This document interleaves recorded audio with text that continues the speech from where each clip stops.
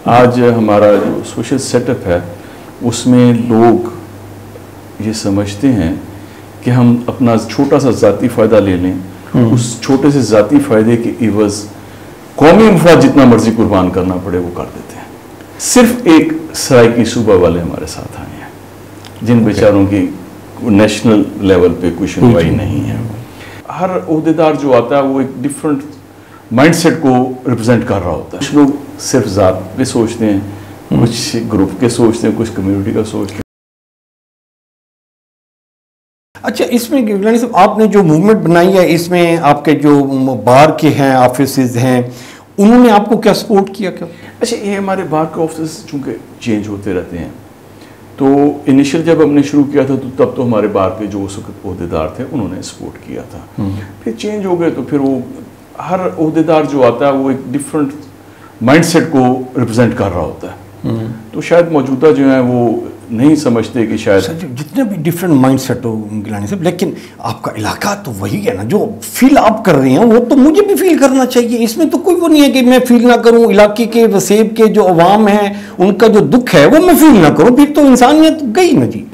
वो आपने अपने इंट्रो में शुरू में खुद ही इस बात की जवाब दे दिया हुआ है कि कुछ लोग सिर्फ ज़ात पे सोचते हैं, कुछ ग्रुप के सोचते हैं, कुछ कम्युनिटी का सोचते हैं। तो शायद वो अब ये हमारा ना गिलानी साहब, ये अब वो इंडिविजुअल फोकस करने वाला जब वो किसी सीट पे बैठ जाता है तो वो तबाही है।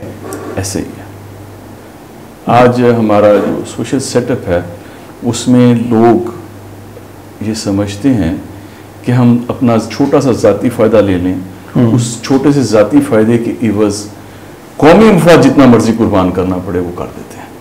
अच्छा, तो पोलिटिकली क्यों आपको सपोर्ट मिली? यहाँ मुस्लिम लीग नून के, पीपल्स पार्टी के, पीटीआई के, किसी बंदे ने मुर्शिद के, या राना महमूद हो गया, या शाह महमूद के बेटे हो गए, या यहाँ पे पीटीआई के बैरिस्टर तैमूर हैं और अहमद दिहाड़ हैं, ये जितने भी आप नाम गिनते जाएं, किसी एक को भी हया आई कि यार ये हमारे वसेब का है जिसको हम अवाम की खिदमत का नारा लगा के हम आते हैं कि जी हमने अवाम की खिदमत करनी है, असम्बली में जाएंगे, कानून साजी करेंगे, तो वो उनको किसी को भी ऐसा हया का वो थोड़ा सा भी चैप्टर ओपन नहीं हुआ कि जी हम यार ये गिलानी साहब के साथ यकजहती के लिए चलो भी। सिर्फ एक सराइकी सूबा वाले हमारे साथ आए हैं जिन बेचारों की नेशनल लेवल पे कोई सुनवाई नहीं है।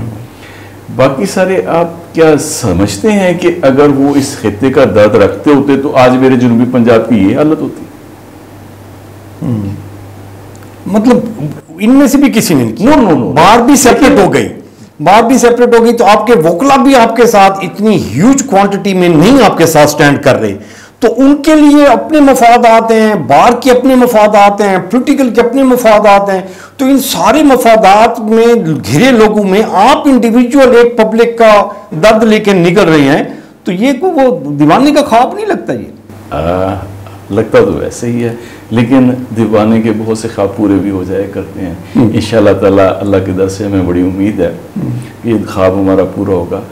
मेरे वालिद साहब खुदा की रहमत करी, उन्होंने मुझे एक बात समझाई थी। उन्होंने कहा बेटा तुमने अपनी आवाज़ बुलंद करनी है, रिजल्ट पे नजर नहीं रखनी, आवाज़ बुलंद करनी है, मुझे है हुक्म अज़ा, बस मैं उसी नजरिए को लेके चल रहा हूँ, अपने वालिद साहब की तरबियत को लेके चल रहा हूँ। ठीक है। अच्छा, अभी हम इसमें ये वाला तो उम्मीद है अभी कि इसको होप है कि ये नियर फ्यूचर में कोई 4-5 साल में ये वीडियो लिंक बहाल हो जाएगा? नहीं, मेरा ख्याल है ये बात बहुत दिनों की रह गई। इंशाल्लाह ताला आप देखिए चीज़ों से बहुत chief justice as promised with में अभी जब हमने पंजाब के भी और सुप्रीम जी उन्होंने प्रॉमिस किया, तो हम तो समझते हैं कि इतने बड़े ओहदे पे बैठे हुए जो लोग हैं उनके वादे से वो नहीं इधर उधर होंगे, अपना वादा वफा करेंगे। अच्छा, इधर एक साफी ने मुझे इस वक्त जब हमने लाहौर में धरना खत्म किया, एक साफी ने आप जैसा माशाल्लाह बहुत समझदार था, उसने ही सवाल किया था, उसने गिलानी साहब आप एक वादे पे ये धरना खत्म करके जा रहे हैं, कोई तहजीब कोई चीज यार ये कौन सी बात है, हम फिर आ जाएंगे हमारा धरना कौन सा पूरा है, हम तो दीवाने हैं। अच्छा, ये बात नहीं है, मेरे साथ बहुत से वकला मेरे जैसे दीवाने हैं, बहुत से वकला हैं, मैं सिर्फ फेस हूं, आई एम नॉट अलोन, ये ज़हन में रखिएगा। नहीं, आपका ग्रुप मेरे साथ बहुत सारे ऐसे दीवाने हैं जो इस बात को समझते हैं और वो हमारे साथ हैं इस काज पे। आप ये ना समझे कि वहां मौके पे हम थोड़े से लोग हैं, नो, ये पूरे एक ग्रुप है, बहुत सारे लोग हैं जिसमें बहुत सारे एक्स प्रेसिडेंट्स हैं, उम्मीदवार हैं, ऑल आर विद। कोई मॉरल सपोर्ट कर रहा होगा, कोई आपके साथ जा रहा होगा, कोई आपको यहाँ तक बैठ के कर रहा होगा, जिस स्कूल पे ला के रवाना कर रहा होगा, कोई वहां वेलकम कर रहा होगा, तो उसमें। अच्छा, इसमें जो आपके जो लाहौर जो बेंच है बार का, इस्लामाबाद का जो बेंच है, वो भी कुछ सपोर्ट कर रहे हैं? जी, Lahore high court bar association वो बिल्कुल हमारे साथ हर लम्हा रहे हैं, हर लहजे में रहे हैं, और फिर वक्त के साथ चीजें डेवलप भी हो जाती हैं। अब तो सुप्रीम कोर्ट बार ने भी हमारी हिमायत का ऐलान कर दिया। अच्छा, उन्होंने जी जी जी, तो वो उन्होंने बेसिकली जो चीफ जस्टिस हैं पंजाब की, उनको लिखा है? जी जी, उन्होंने चीफ जस्टिस पंजाब से बात की है और ऑफिशियली उन्होंने प्रेस रिलीज जारी की है और चीफ जस्टिस पाकिस्तान से रिक्वेस्ट हुई है, दोनों से किया उन्होंने सब कंसर्न लोगों से किया। ये अभी 2 दिन पहले की डेवलपमेंट। ठीक है। अच्छा, मैं साहब, अभी हम जब जस्टिस सिस्टम की बात कर रहे हैं कि जो इसमें तो हम बहुत सारे चीज़ें हम डिस्कस कर सकते हैं, लेकिन अभी एक रिसेंट जो इशू है उस पर मैं आपके कमेंट्स चाहूँगा। जस्टिस तारिक जहांगीरी साहब का एक इशू चला था, तो ये कैसे आप इसको देख रहे हैं कि जी आप ऑल ऑफ ए सडन एक जज को कहते हैं कि जी आप मतलब देखिए, हकायक तो उस केस की मुझे पता नहीं है कि वेदर उनकी जो डिग्री है वो असली है या नहीं है, आई डोंट नो। हाउएवर, ये जो इस्लामाबाद हाई कोर्ट ने जो उनको काम करने से रोका था, ये इंतहाई गैर कानूनी काम है, बिल्कुल गैर कानूनी है। उन्हें ऐसा कोई इख्तियार हासिल ना था। ये सेटल्ड लॉ है कि हाई कोर्ट के जज को काम करने से रोकने का इख्तियार आईन पाकिस्तान के तहत सिर्फ और सिर्फ सुप्रीम जुडिशल काउंसिल को है, जो कि जजिस की अकाउंटेबिलिटी का इदारा है। किसी फोरम को, किसी अदालत को, किसी शख्स को, इवन सदर पाकिस्तान को भी ये इख्तियार हासिल ना है कि वो किसी हाई कोर्ट के जज को काम करने से रोक सके। तो ऑर्डर वाज स्ट्रिक्टली इलीगल। तो वो इलीगल काम करने वाले को कोई पूछने वाला फिर नहीं है। ये देखिए, अगर हमारे जुडिशियल सिस्टम में अकाउंटेबिलिटी का इदारा दुरुस्त हो जाता तो हम इस नौबत को क्यों पहुंचते? तो अकाउंटेबिलिटी तो वो सुप्रीम जुडिशियल काउंसिल ने करनी है। वो आप बता रहे थे कि मेरे ख्याल में पाकिस्तान बनने के बाद 2 से जस्ट सुप्रीम जुडिशियल काउंसिल ने आज तक, पाकिस्तान जब से बना है, सिर्फ आला अदलिया के 2 जजेस के खिलाफ कार्रवाई की। यार सारे जज अच्छे थे, तो फिर जुडिशियल सिस्टम क्यों खराब है? आखिर हमारा जुडिशियल सिस्टम इस हालत को पहुंचा है, इसकी कोई तो रीजन होगी, कोई तो जज मुनासिब नहीं आया होगा। अकाउंटेबिलिटी ऑफ जुडिशरी, इसका कोई कंसेप्ट ही नहीं है।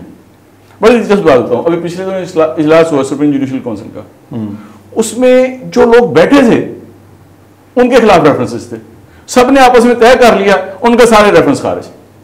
आपका रेफरेंस मैंने खारिज कर दिया, मेरे रेफरेंस आपने खारिज कर दिया।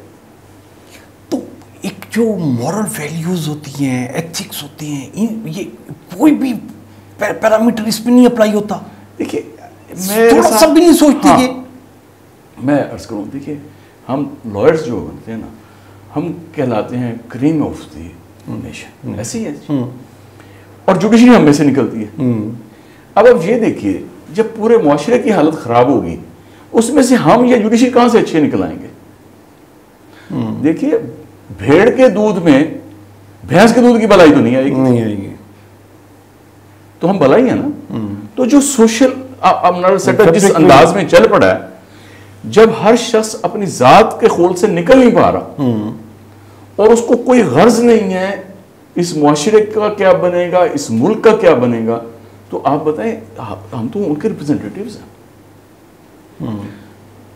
मेरी कन्विक्शन है, पूरी जिंदगी का ईमान है, हमें सबसे पहले अपने आप को दुरुस्त करना है। जिस दिन हमने ये कंसेप्ट अपना लिया, ये पूरा मुल्क, पूरा मुआशरा सुधर जाएगा। अपनी जात पे इंप्लीमेंट करें, मैं आप उंगली ना उठाऊं। एग्जैक्टली, प्रोसेस ही है, इसके अलावा कोई दूसरा हल नहीं है। हल नहीं है पूरी दुनिया में, ये तो प्रूवन फैक्ट है। और हम क्या करते हैं, हम कहते हैं यार ये सारे ठीक हो जाएं, जरा मुझे थोड़ी सी बेईमानी की इजाजत मिली रहे।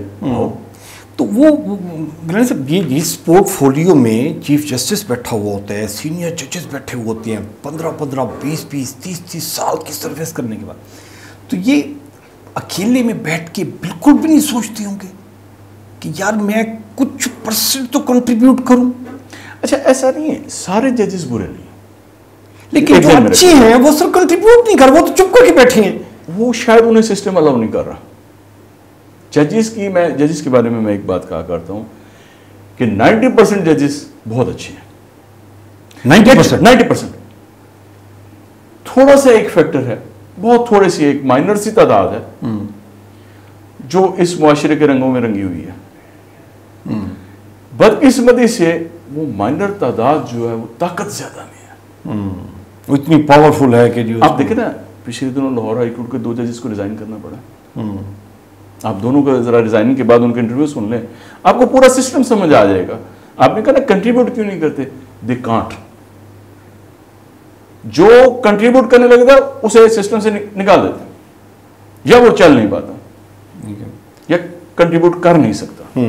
तो अभी देखें वो कंट्रीब्यूट करने में, इसमें जस्टिस ये तारिक जहांगीरी का जब आपने कहा कि जी बिल्कुल गैर कानूनी था, उसको रोका गया, तो वो चंद जज साहबान जो थे वो उनके साथ इज़हार यकजहती के लिए गए ना सर, तो ये तो कम अज कम ये रोल तो प्ले करना चाहिए था, इसको तो अप्रिशिएट करना चाहिए। नहीं, वो क्या करने गए थे? वो एक जज के साथ ज्यादती हो रही है, उसके साथ सर वो गए, तो क्या उन्होंने एसोसिएशन बना लिया आपस में? जजेस एसोसिएशन वो करने क्या गए थे? मेरा बड़ा सवाल है उन जजेस पे। तारिक जहांगीरी के साथ ज्यादती हुई, वो ऑर्डर गलत था जी। एट द सेम टाइम ये बाकी जजेस का उनके साथ जाना बिल्कुल गलत था, उनके हलफ की रूगर्दानी है, उनको कंडक्ट की उन्होंने वायलेशन की है। आप मुझे ये बात बताएं, उसने सुप्रीम कोर्ट की हियरिंग में आवाज दे, वो जो बाकी high court, Islamabad high court के जजेस जस्टिस तारिक जहांगीरी के साथ उस केस की समाअत में या इज़हार यकजहती में आए थे, वो किस हलफ के तहत वहां आए थे, करने के आए थे वो वहां पे? तारिक जहांगीरी का केस था, वो साहिल के ऐसे से आया, अच्छी बात है, ठीक है, नो प्रॉब्लम। बाकी जजेस का तो उस दिन अदालतें लगी हुई थी, उनकी काज लिस्ट जारी हुई थी, लोग वहां उनसे इंसाफ के मुंतजर थे, वो सारा दिन अपने यहां गुजार के मेरे टैक्स पेयर के पैसे पे, सरकार के खर्चे पे वो अपनी काज को लेकर आगे चल रहे हैं। मेरा एक दोस्त है, उसके साथ ज्यादती हो रही, मैं उसके साथ इज़हार यकजहती के लिए जा रहा हूं, यू शुड फर्स्ट रिजाइन।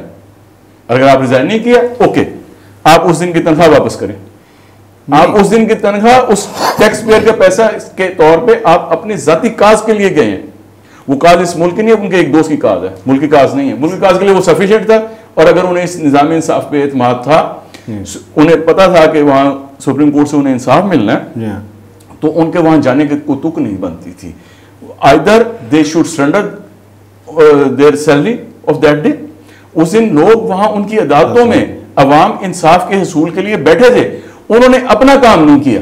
नहीं, मैंने आपको कहा ना, ठीक है, लेकिन गिलानी साहब देखें, अब अगर वो एक जज के साथ नेचुरल है कि अगर तो वो खिलाफ कानून कोई चीज हो रही है, तो वो अगर वो इंसाफ का बेसिक तो उनका हलफ ये कि इंसाफ करना है, अगर वो वहां पे ज्यादती हो रही है, अगर वो उसके इंसाफ के लिए नहीं जाती, वो आपकी बात ठीक है कि उनको केसेस उनको पहले से सेटल करके जाने चाहिए थे कि हम इस दिन वहां होंगे तो हमारे केसेस नहीं लगने चाहिए, साहिल ना आए, दूर दूर से आते हैं तो उनको तकलीफ ना हो, ये उनको सेटल करके जाना चाहिए था। यहां तक तो एग्री है, लेकिन अगर वो वहां पे जाके इज़हार यकजहती के लिए कि ये गलत हो रहा है तो हम इसके साथ स्टैंड कर रहे हैं, तो अगर वो स्टैंड कर रहे हैं तो तब भी अब प्रॉब्लम है, अगर वो चुप बैठी रहती हैं तब भी प्रॉब्लम है कि जी कोई जज बोलता नहीं है अगर किसी जज के साथ गलत हो रहा है। देखिए, जज बोला नहीं करते, जज फैसला दिया करते हैं। जज, हमारा जो कोड ऑफ कंडक्ट है, जो हमारा आइन है, उसमें जज के बोलने की कहीं लिखी नहीं हुई। जज ने फैसला करना है, उसने किसी के साथ इज़हार यकजहती नहीं करना, उसने जाके कोई एसोसिएशन नहीं बना लेनी, उसने किसी के साथ प्रेशर ग्रुप बना के, ये वहां पे गए थे सुप्रीम कोर्ट के जजों को प्रेशर देने के लिए कि हम हाई कोर्ट के 4 जज आ गए, आप हमारी बात सुने। और ये बताएं, तारिक जहांगीर की केस जो है ये आउट ऑफ टर्न क्यों लग गया? जैद बकर के केस वो पिछले 10 महीने से वहां पड़े हैं, मेरे बहुत से केसेस पड़े हैं, वो तो समाप्त नहीं हुई, उनकी बारी तो नहीं आई अभी तक। इसका केस एक दिन दायर हुआ, अगले दिन लग गया। वो जो बाकी जज लोग हैं वो भी वैसे ही मोहतरम है इस मुल्क के, वैसे ही शहरी हसूल इंसाफ के हकदार हैं, जैसे कि एक जज को दिया गया। एक जज का स्पेशल रुतबा कानून में नहीं लिखा हुआ कि उसका केस पहले सुना जाएगा। नहीं, वो तो आपने देखे ना, सुप्रीम कोर्ट ने पहले उसकी एक मिसाल कायम कर दी ना, जैसे फायज ईसा के केस में जब उसकी फैमिली का था तो उन्होंने कहा कि वो बिल्कुल जिम्मा है जी, कोई भी नो, ये बात मेरी वो नहीं मैं कर रहा। मैं कह रहा हूं कि तारिक जहांगीरी का केस एक दिन दायर होता है, अगले दिन लग जाता है। जिन लोगों के केस 10 महीने से दायर हुए हैं, उनकी समाअत नहीं हुई, तो इसके स्पेशल ट्रीटमेंट क्यों नहीं? ये 5 जजेस को उन केसेस के बारे में भी जानना चाहिए कि या ये 6 महीने से या 10 महीने से केस नहीं लगा, उनका केस भी लगाना चाहिए, उनके साथ भी इज़हार यकजहती के लिए जाना चाहिए। वहां नहीं जा रहे, वहां नहीं जा रहे, वो अपने एक शख्स के हसूल इंसाफ के लिए सुप्रीम कोर्ट पहुंच गए हैं, और जो सैकड़ों लोग इनकी अदालतों में हसूल इंसाफ के लिए बैठे, उनके साथ इन्होंने नाइंसाफी कर दी। आप एक अच्छा काम करने के लिए 2 बुरे काम कर रहे हैं, 4 जजेस उस दिन गए हैं अपनी अदालतें छोड़ के, कराची गए हैं, वाई गवर्नमेंट एक्सचेकर पे गए हैं, उस दिन की तनख्वाहें सरेंडर करें स्टेट को। मेरे पैसे के ऊपर ये अपनी कास्ट के लिए आगे नहीं जा सकते, टैक्स पेयर का पैसा है वो। तो अभी ये जो सुप्रीम कोर्ट ने इनको डिसीजन दिया है कि जी वो बेसिकली उनको डिनाई, उसको कैंसिल कर दिया है जो जी जी जी जी उन्होंने कहा ये आपका रिस्ट्रेनिंग ऑर्डर गलत था और उन्होंने सेट असाइड कर दिया, केस वहां अभी समाप्त होगा। अभी वो केस प्रोसेस होगा। देखिए केस समाप्त हो सकता है, किसी जज को काम से नहीं रोका जा सकता, ये दो मुख्तलिफ बातें। उन्होंने काम करने से रोक दिया था, ठीक है, केस तो सुन सकते हैं वो, केस वो सुन सकते हैं। अभी वो प्रोसेस ऐसे चलता रहेगा, अभी जब तक वो नई पेशी आएगी तो वो उनका जो केस होगा डिग्रीज का वो सारा प्रोसेस हो जाएगा, तो वो उसमें सेटलमेंट हो जाएगी।